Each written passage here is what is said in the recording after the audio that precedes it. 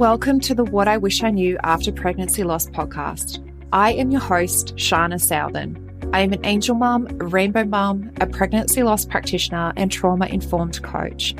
I created the Institute of Healing Through Pregnancy Loss out of my own experience with loss in the hopes to provide understanding and healing, educating people on pregnancy loss, and creating more women or men in trained support roles. In this podcast, I hope to shed light on what I wish I knew in relation to pregnancy loss, opening up the conversation, breaking the stigma, and bringing real-life stories plus guest experts. Thank you for being here with me today, and let's dive into today's episode.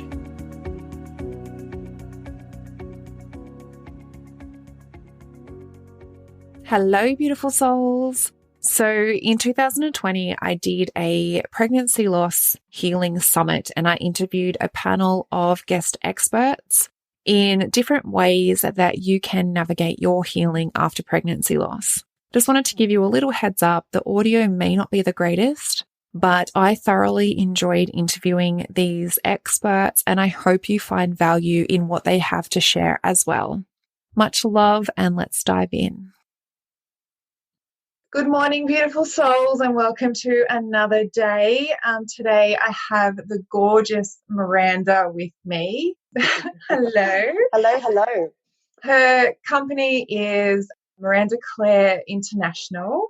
She is affectionately known as the Soulmate Coach, and she's helped thousands of clients, and she positions herself as a relationship expert. So a warm welcome to you, Miranda. Thank you so much for joining us today. Thank you for having me. I'm super excited. Yeah. Did you want to, expand a little bit about, who you are and how you came to do what you do? Absolutely. So super excited to be here. I think this is such an incredible program that you're running and it's very, very dear to my heart for a lot of professional and personal reasons. So Thank you. What I've been doing for the last 11 years on this journey that I've been on, and even before that, has been really getting into the personal development space. And I'm first and foremost a mindset expert. So I know a lot about human behavior and psychology and what makes people tick. And I'm a master trainer in different elements of positive psychology, human behavior, and communication. And I have always been really interested in relationships. I was a bit of a weird kid. In fact, when I was a teenager, while my girlfriends would be in the bedroom getting ready to go on an outing, I would be on the balcony with the parents of my friends talking about their relationship issues. So I think I was always born to be the soulmate coach, but I guess I put my natural love of it, and I am a romantic by nature.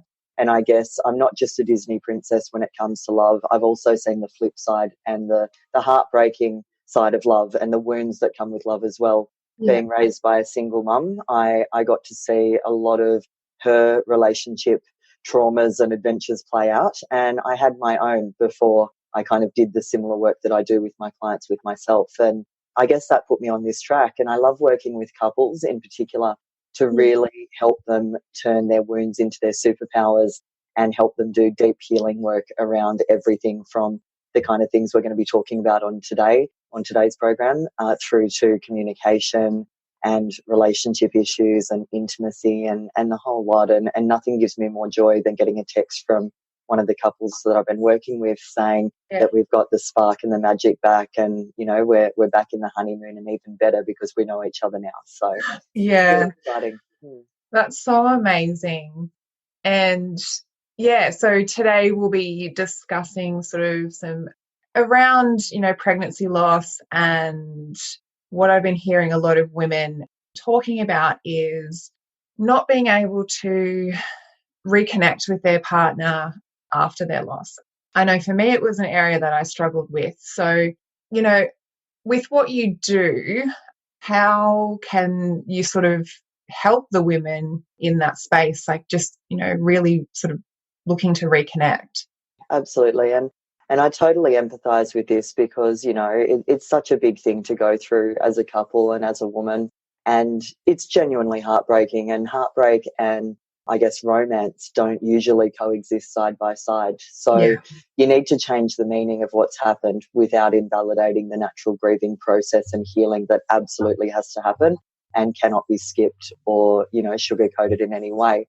And I think what I would like to say to speak to that is intimacy. The word intimacy, I think, unfortunately gets mistaken for sex or for spark or for excitement. And it's actually none of those things. Those things are a byproduct of having intimacy. And intimacy, what it actually means is given away in the name, into me, see. And going through something like a pregnancy loss is such a raw, messy, heartbreaking, emotional thing to go through. And I think it's natural to put up a whole bunch of walls to protect yourself, your relationship, protect yourself from your own emotions so that you don't fall so into a dark hole that you can't get out of it. If you can actually change the meaning and go, true intimacy is allowing yourself to be seen by your partner, fully seen, have your heart seen, not just when it's buzzing, but when it's broken, and actually allow each other to bond and see each other's souls, and not just the light parts of each other's souls, but the dark parts. You know, even the moon has a shadow side. And it's about really bonding through that and developing true intimacy and really using that as an opportunity to build that foundation. And all of that other stuff will be the byproduct of that when you're ready for it to be. But you can't have that other stuff if that foundation of intimacy isn't there. And the intimacy doesn't just have to be built on the good times.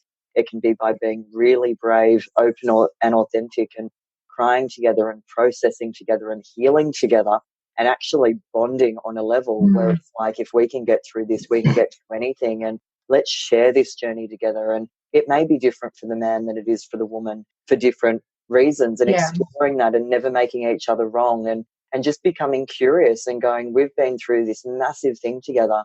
And what does that look like, feel like, and sound like for you? And just holding space and listening. And then the other person having that opportunity and just building that with no pressure or expectation for that other stuff, because it will come if you just really nail that foundational piece of just getting really real and open with each other.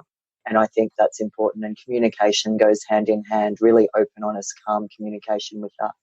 Yeah, I absolutely love everything that you just said. And when you said intimacy, that was the one thing that came was that movie with, the one that does. Who's the one? We'll do charades. What does she look like? Blonde or redhead? Don't worry, I do this all the time too.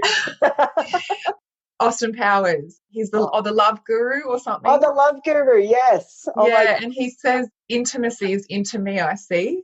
Wow. Oh my God, I'm so Austin Powers right now. Yeah. I love that. I was wondering where that quote originally came from, because I've heard it. Yeah. And when you said that, that was the one thing that came to my mind, weirdly, but the unconscious mind is a powerful thing, though, and you bring up a good point, because the unconscious mind is like a massive storage tank filled with associations. And I just said that word and it fired you off into a movie you'd watched ages ago. And I guess if I link that to what we're talking about right now, it is also why intimacy can be so hard, because something like, you know, going on date night or sex or something is brought back to the table. And suddenly that fires you off to the last time you were doing that, which was maybe planning a family, or when you were last pregnant, or all of those things. And that association happens, which is why all of that can be so hard. So that links back to my advice of just let go of all of that. That can come later. That adds extra pressure. Don't even make date night or intimacy physically a goal. Make real and raw, vulnerable intimacy around what you are going through right now without sugarcoating it. That should be the goal. And then the rest will actually come. And then there'll be new associations built around, wow, we can be a team, not just on date night or when we're having the good times, but we can fall even more madly in love and be even more seen by each other in the heartbreaking times. And that's what actually makes a couple for the long haul. Yeah, absolutely. Yeah. That just gave me goosebumps, because I absolutely believe, like, being, you know, vulnerable and being yourself and allowing, like you said, allowing your partner to see the other side of you really does build that deeper connection with 100%. And vulnerability is your ultimate strength. It really is.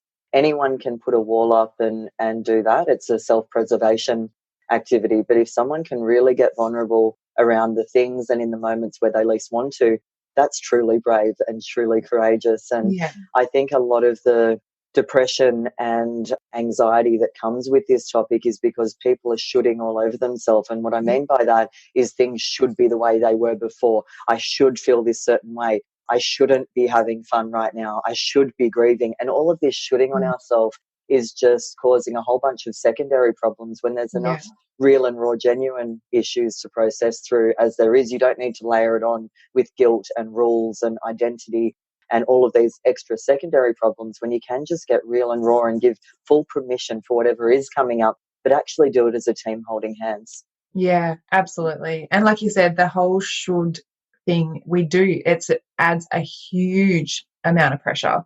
And it's almost like society tells you you should be doing this, you should be feeling this way, or you shouldn't have a problem with your relationship. Like, Absolutely. And it's all ego. And as human beings, we can choose to either come from ego or choose to come from soul.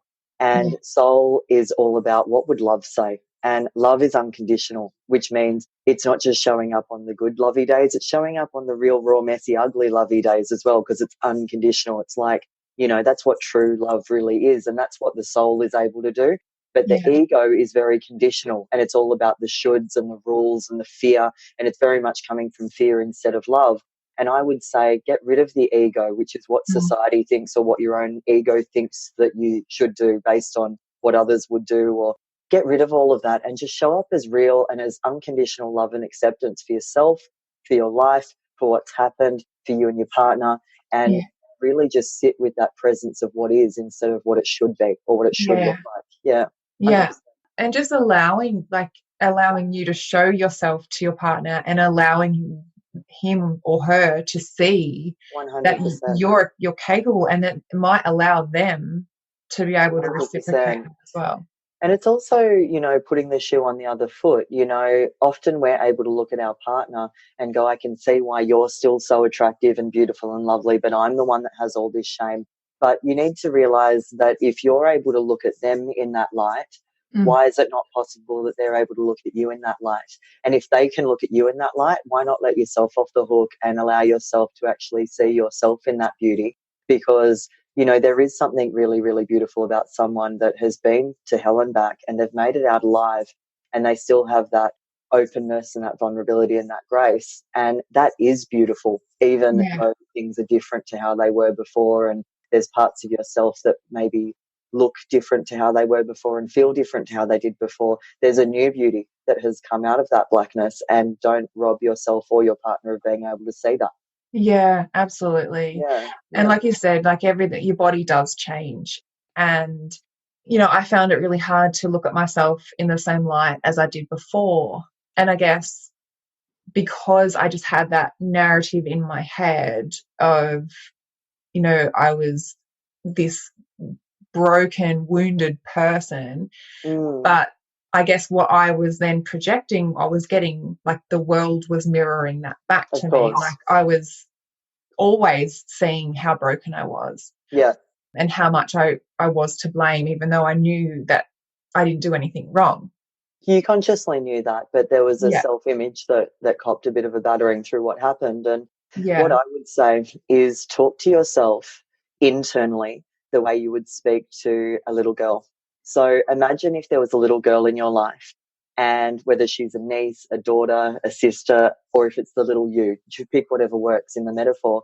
But imagine if you had a little 4-year-old girl and she had been through something at school. Say she'd been horribly bullied and gone through a real trauma at school.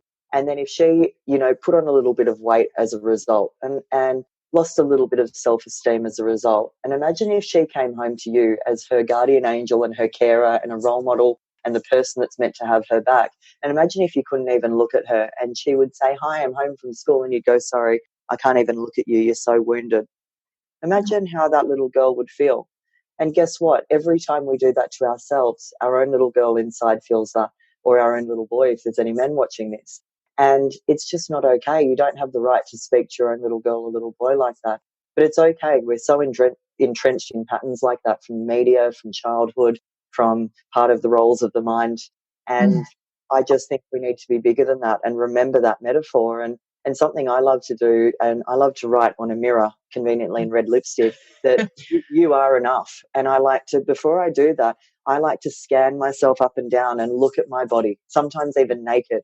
And I like to look at every cellulite dimple, every little double chin, every part of my face that has frown lines from the grief and from the hard times, and every smile line that's from all the smiles that I've had as well. And I like to look at myself as a complete whole unit and really breathe it in and look at myself in the eyes for a few breaths and remember that little girl and just write down, you are enough. And I just love doing that practice once a day. And I'd love to share that with anyone listening, because we all have that little person inside us. And every time we avoid the mirror or tell the story that we're wounded or not good enough, we're doing that to that little girl. And she's actually needing love and unconditional acceptance and support.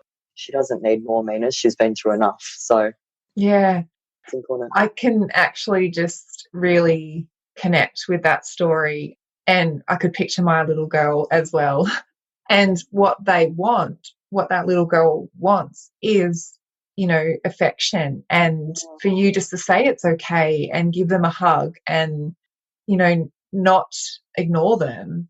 Absolutely. And I think sometimes if you can flip the perspective as well, like imagine if the roles were reversed and if the pregnancy had gone through to completion, and imagine if you as the mother were to pass away during childbirth. Would you want that child's life to be ruined? Would you want them to feel wounded for the rest of their life? Or would you want them to remember their mum with love and light and go, these things happen, it's heartbreaking, but it's taught me something, and it's set me on my mission and my path in some way. And that person is with me as my guardian angel and has given me so many amazing learnings, even if they've done it in the different capacity to what I would have hoped for or liked. But it was all perfect in its own heartbreakingly special way. And why not reverse it back to what actually happened with you and allow that metaphor to sink in? Because I'm sure that beautiful child would want that for you as well. Yeah, absolutely. And it's one thing that I was sort of made aware of in my recovery was, you know, to be able to heal for myself, I'd be able to remember my baby in a much positive light rather than, just sort of negative, like creating those negative stories about myself. Absolutely. And, you know, I've been a motivational speaker for 10 years, and one bit of advice, I know this probably sounds like a random metaphor for what we're talking about, but I used to get so many nerves and terror through me, and a wise mentor once said, get over yourself. All your attention is on yourself. And when your attention is on yourself, it means you're self-conscious, which means you're in your ego. And when you make your mission about who you're here to serve, like the people in the audience, or maybe a loved one that you've lost that you dedicate what you're speaking about to, then it's no longer about you, and you can actually shine your light. And that empathy and that compassion and that service for others gets you out of your own stuff and means that you can actually shine your light instead of sitting in your darkness. So applying that metaphor to what we're talking about, it sounds like brutal feedback to give a grieving person, but to kind of say, get over yourself and make it about how can you live a life that honors that little being and that little spirit? And what would that little angel want you to do with your life if they were your guardian angel? And how can you take what you've been through, much like you have, and I take my hat off to you, around actually making it part of your mission? How can you volunteer to help people that have gone through this, or, you know, help children that don't have a family? Or how can you take this pain and turn it into power and make it about someone or something bigger than yourself, so that it all wasn't just a heartbreaking waste, that you can, you know, when I lost my mum, and I lost my mum in a really heartbreaking way. She had mental health challenges and actually ended her own life. So grief is something that I'm very, very, very familiar with, and I get it in my bones. So everything that I'm saying is stuff that I've really applied, not just with my clients, but in my own life. And I remember a wise grief counsellor said to me that grief takes from you, and it takes from you first, but it also gives to you, but it gives to you second, and you need to allow that. And I just thought, how profound. And it allowed me to sit with the taking from me process, and to sort of sit with it for long enough to allow for the give to me, and even give back process within that as well. Yeah, absolutely. And being open, allowing yourself to be open to hearing how it can give back.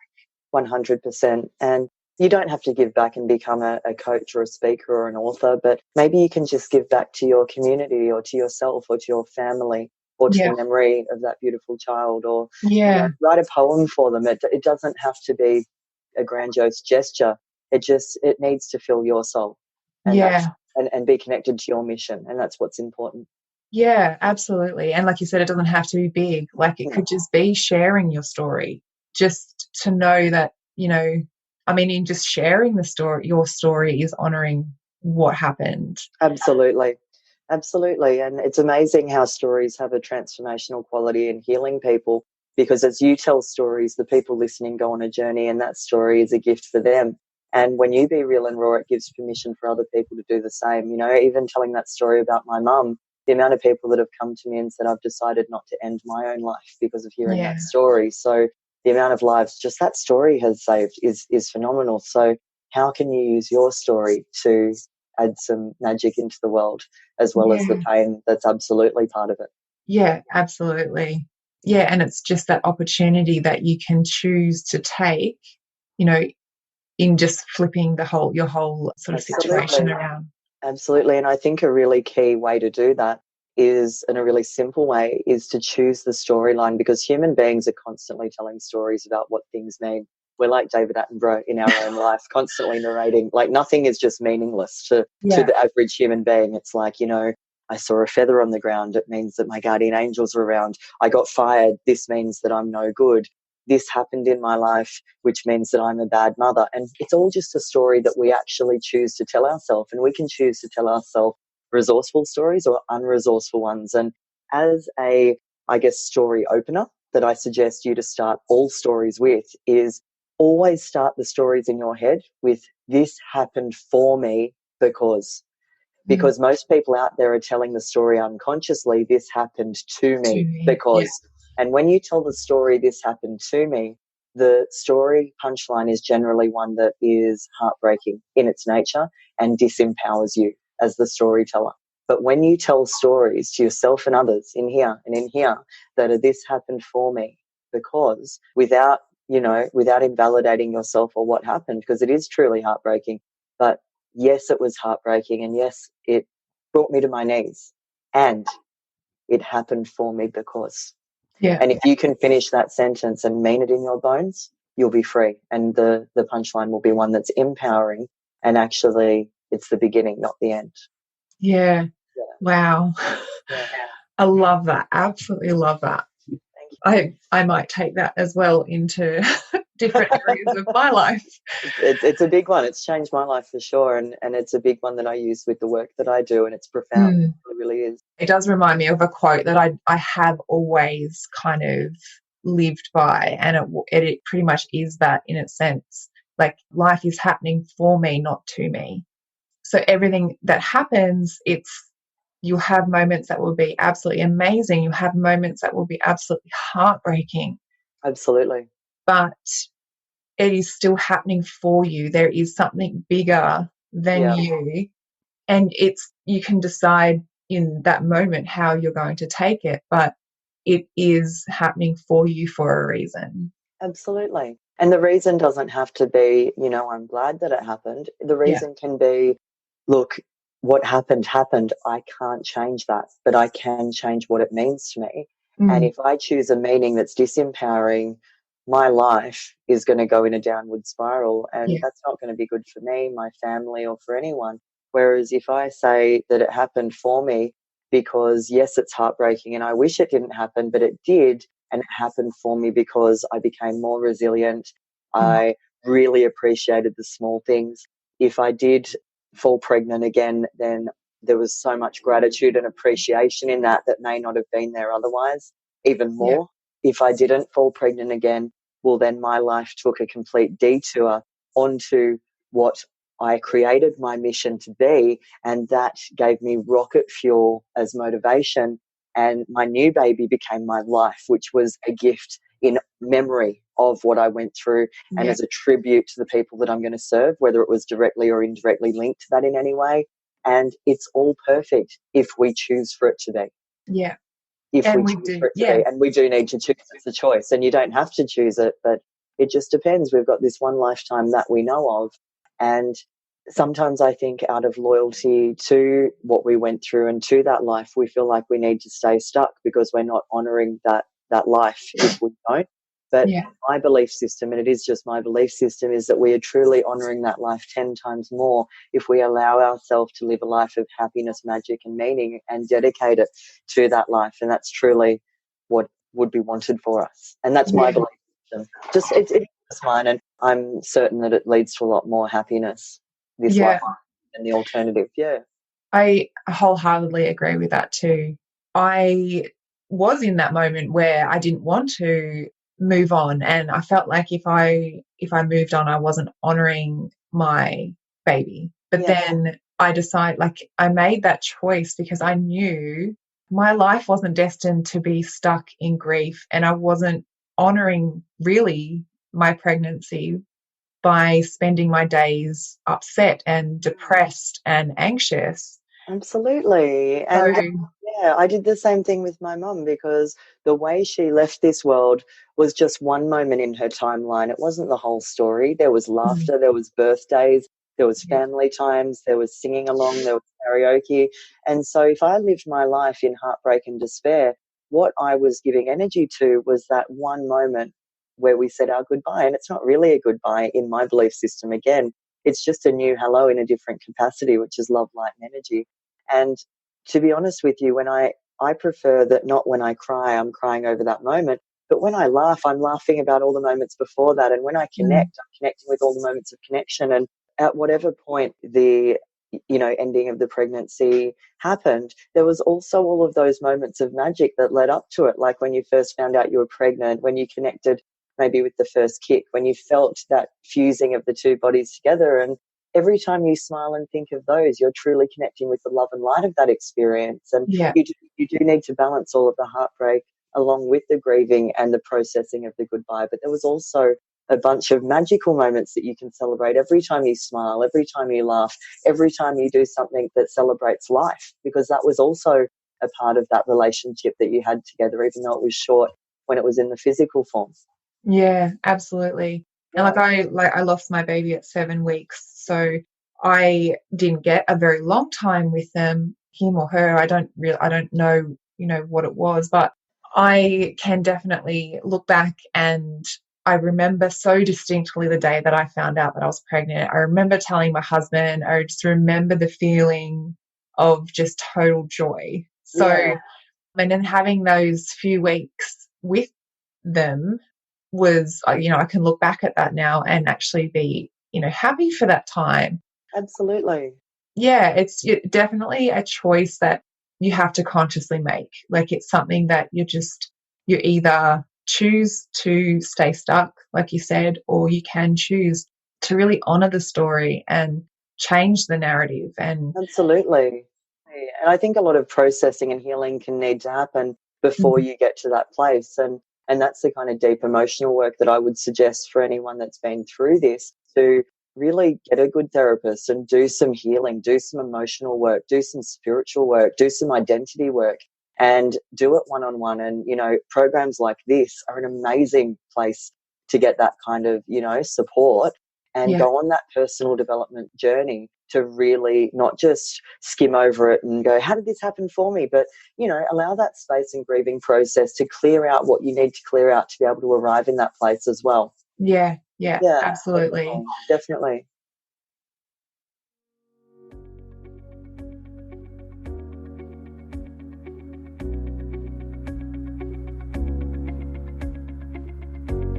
One in 4 pregnancies will result in miscarriage.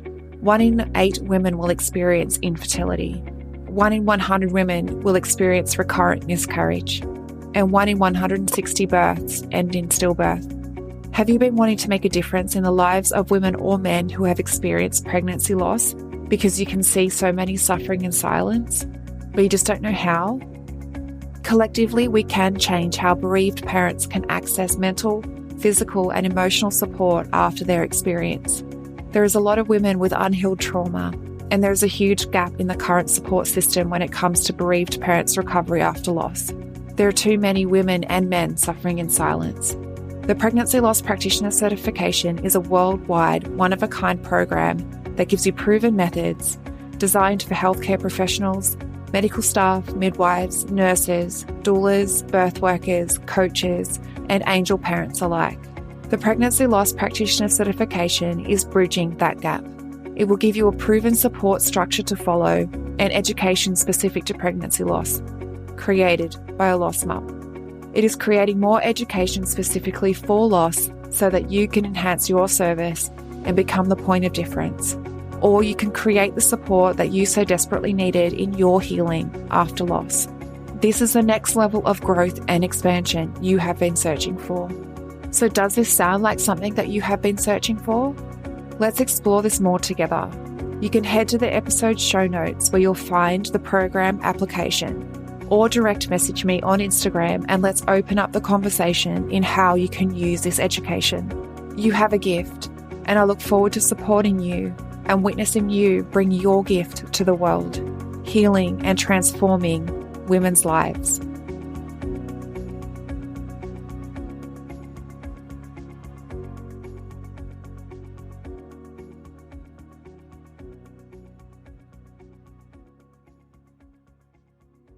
So I just want to, I guess at this point, switch back to like relationships and I guess how the couples can, I know mindset for me was a huge thing before I could get that spark for me anyway, but how do you feel that the couples could work to reignite their spark again?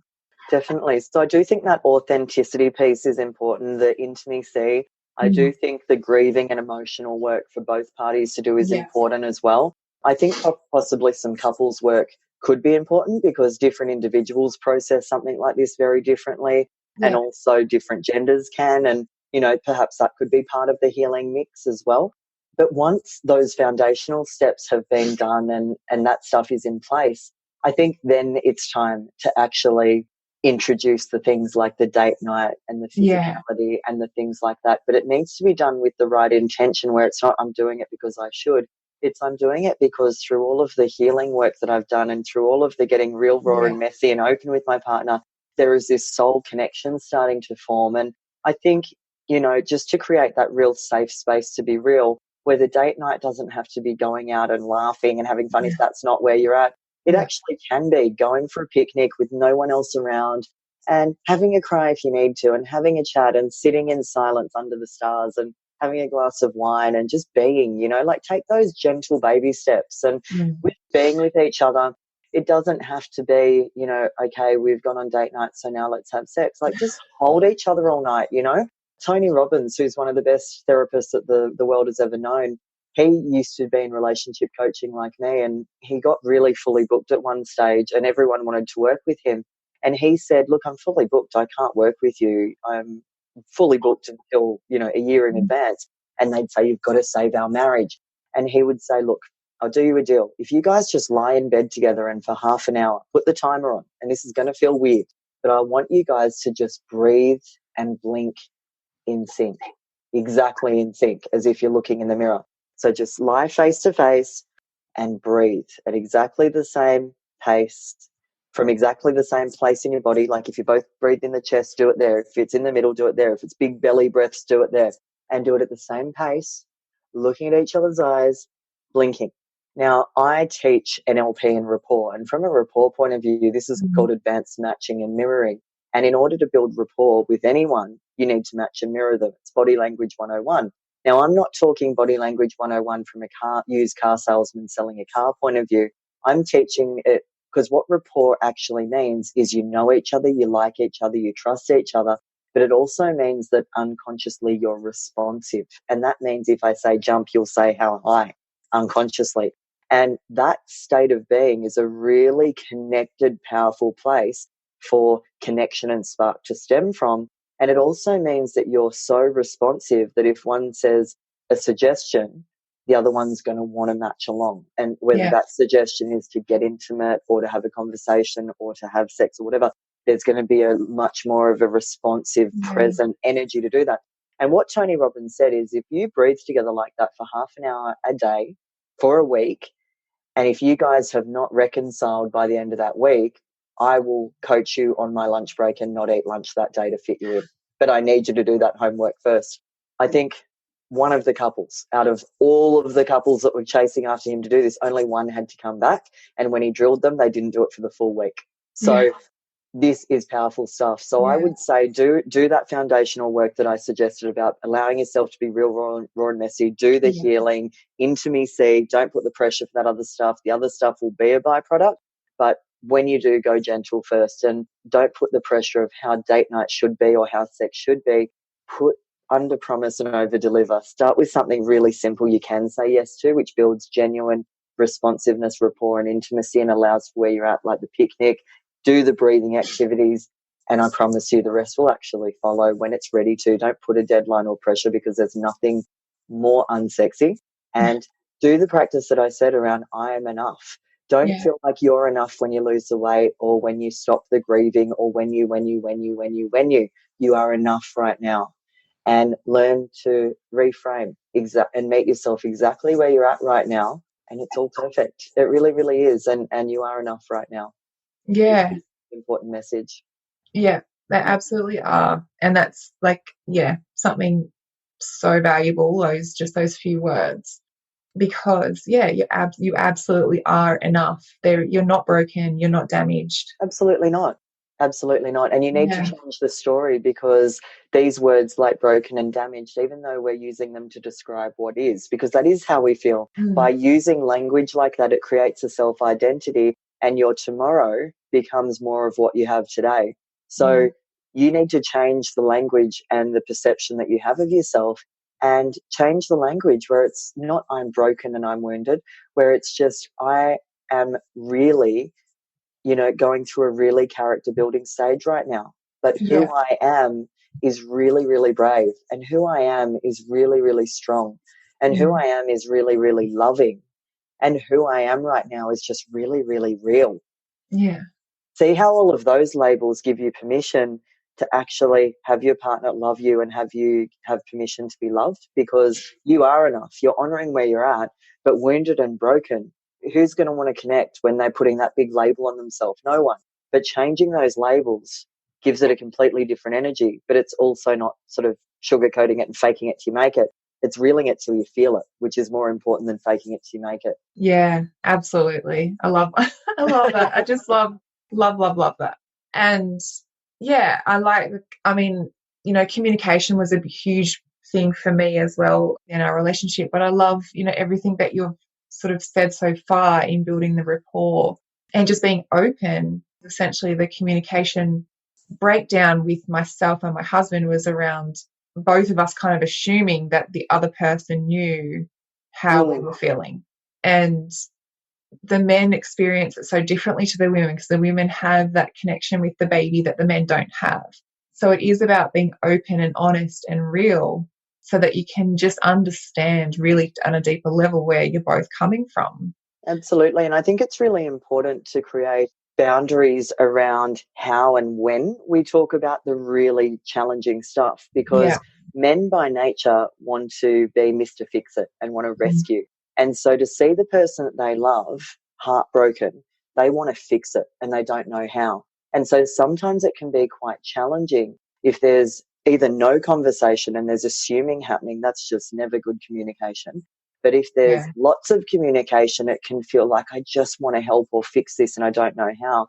So I think to create rituals around how we're going to communicate and what needs to happen as a result, and how that person can be there for you and how you can be there for them, and also have boundaries around what that communication looks like. For instance, some couples may really resonate by saying like, we're obviously going through a really tough time right now. I want us to put aside a sacred hour of power every day where, it's after work, it's when we've decompressed, it's when we've dealt with our responsibilities in the day.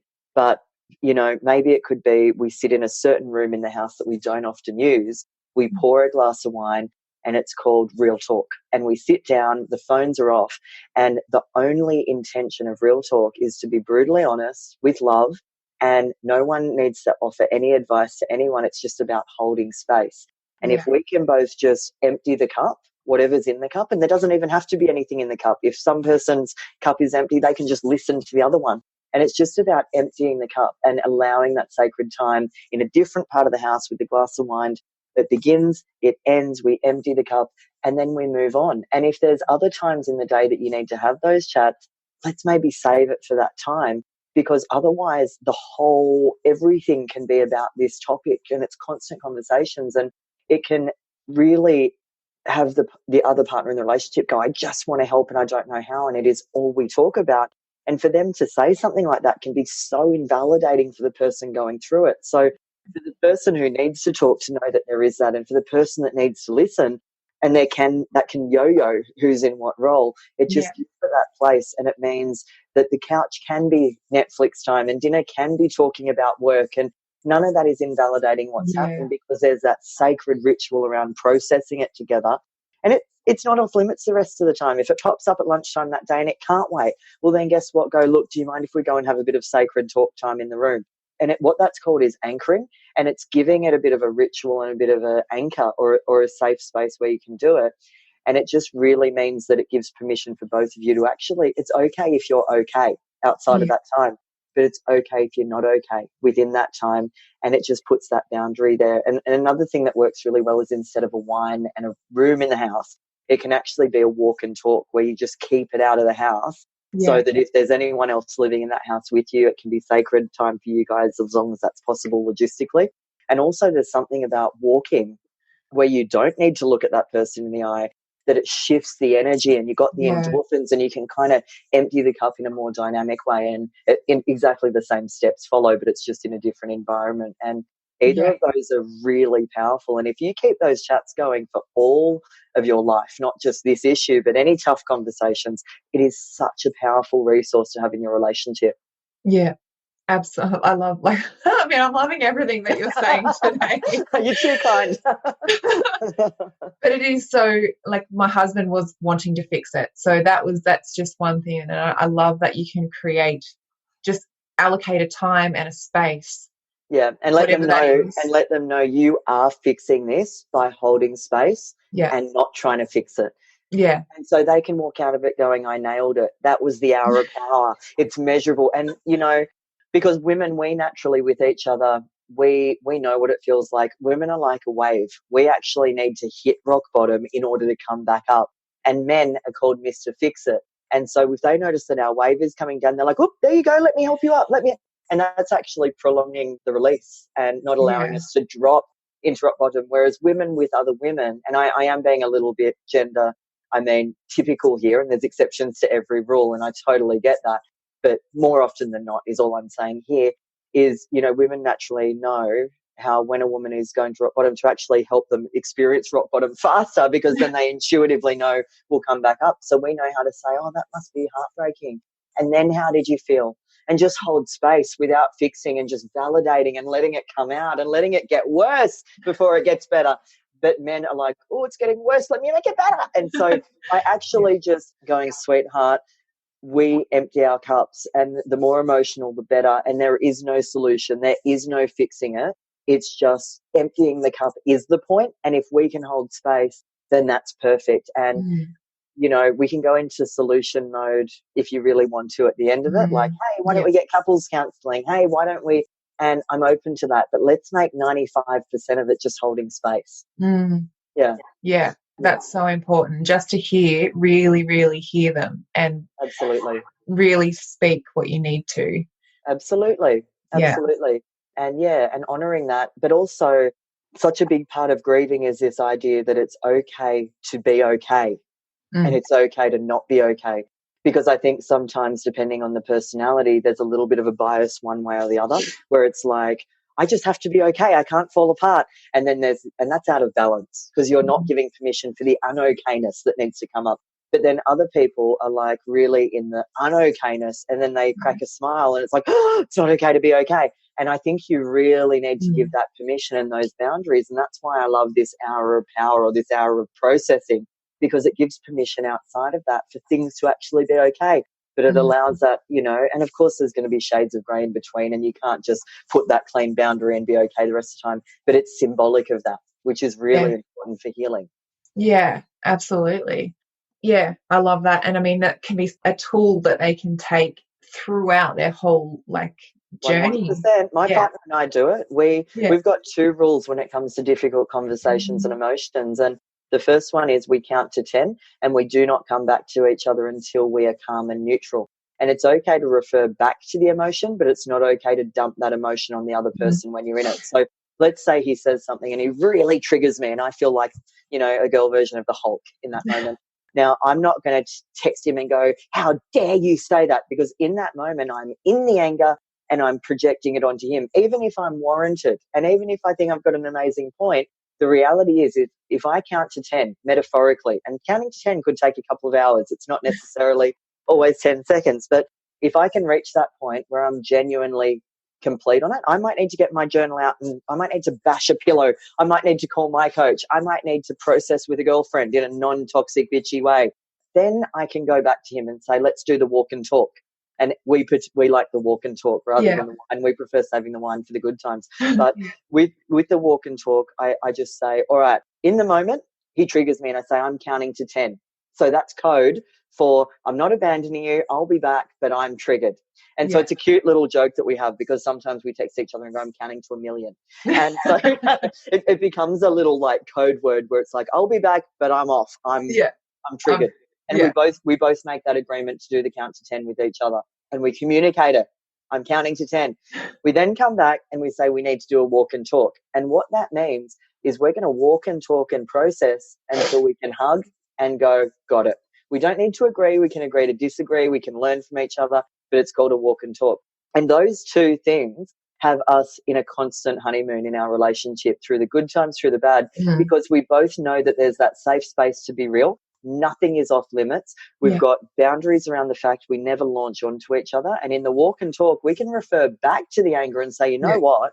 I was furious. You overstepped my boundary. But we don't actually need to get furious. We can just express the fury from a calm place. And, that's a really powerful tool. But, in the situation that I'm suggesting, it is okay to feel the emotion and cry and empty the cup, but don't do it at each other. Do it with each other, you know? Yeah. Like you said before, you're holding hands for each other. Like you're there, you've got each other's back. It's us versus the problem. It's not you versus me. And I think remembering that dynamic and over, the topic that we're talking about is so important. It's us versus this grief. It's us versus what we've been through. It's not you versus me ever. Yeah. It's us versus the fact that we have no libido. It's us versus the fact that we're seeming distant. It's us versus, it's not you versus me. Yeah. Yeah. So that's perfect. Like, I love that. It shouldn't be them against each other. No. Yeah. And it's also, I just said shouldn't, but it's all right. You're allowed to shoot on yourself in moderation. Everything in moderation, including moderation, right? Yeah. Yeah, and I think the other important thing is it's also not your body against you, Yeah. Bodies do things that we wish that they wouldn't sometimes. They get older, they get sick, they get saggy, they get cellulite, they have health problems, they do the things that we're talking about on this call, and we wish that they didn't, but they did. And, Buddhists really interested in this idea of suffering. Because it's interesting that human beings kind of are born knowing that we're going to go through all this stuff. Death is inevitable. Aging is inevitable. Sickness is inevitable. Heartbreak and grief and loss is inevitable. But then when it happens, there's so much suffering, like we're shocked that it happened. But these things are part of the human experience and condition. And I'm not trying to sound brutal, like, well, that's life. I didn't feel that's life when my mum committed suicide either. But I love the idea that pain is inevitable, but suffering is optional. So deal with the pain, but don't layer it with the suffering. Yeah. Because that's our choice. Yeah. Process the pain, but choose not to indulge in the suffering. Yeah. I love it. Yeah.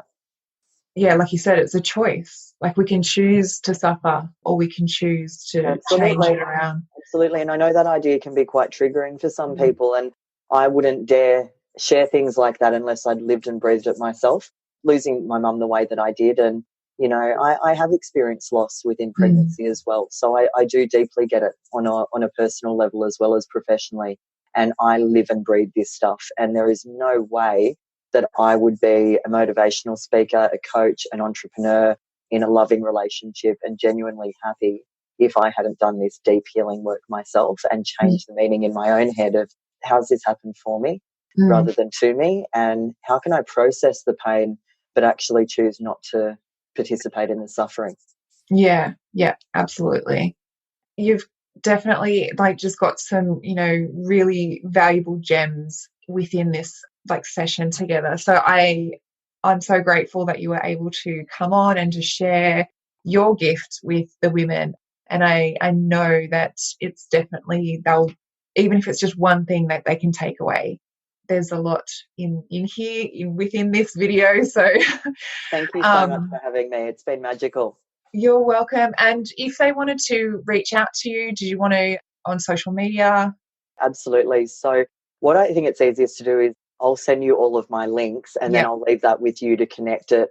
I'll give my LinkedIn, my Facebook and all of that kind of stuff. So if people just want to follow me or ask a one-off question or refer someone or whatever, I'll make life really easy. But I've got a few different platforms and I can't even remember all of the names of everything off the top of my head. I haven't had enough coffee for that. So I'll send you all of the links and then you're very welcome to share those around with everyone. Yeah, absolutely. I'll provide them when the video. So fabulous. Look out for all the links. And thank you again, Miranda, so much for your time today. Thank you very much, beautiful Shana. It's been a pleasure, and I'm here to help anyone if you've got any questions as well. Absolutely. Thank you. Thank you for listening in with me today. I hope you found this episode helpful. If you did, I would absolutely love to hear from you. Take a screenshot of this episode, share it to social media, and tag me at Institute of Healing_PL. I love seeing what is resonating with you right now. If you want to chat further, I invite you to connect with me through Instagram. Head over and follow my Instagram account, send me a DM, and let's open the communication. If you want to know more about how you can be the support for others, head to the show notes and fill out the application form for the Pregnancy Loss Practitioner certification. I want to also note here that what I share within the episodes is not medical advice. If you need further support, please consult your doctor. Thank you again. Much love to you. Be gentle with yourself, and I look forward to supporting you on the next episode.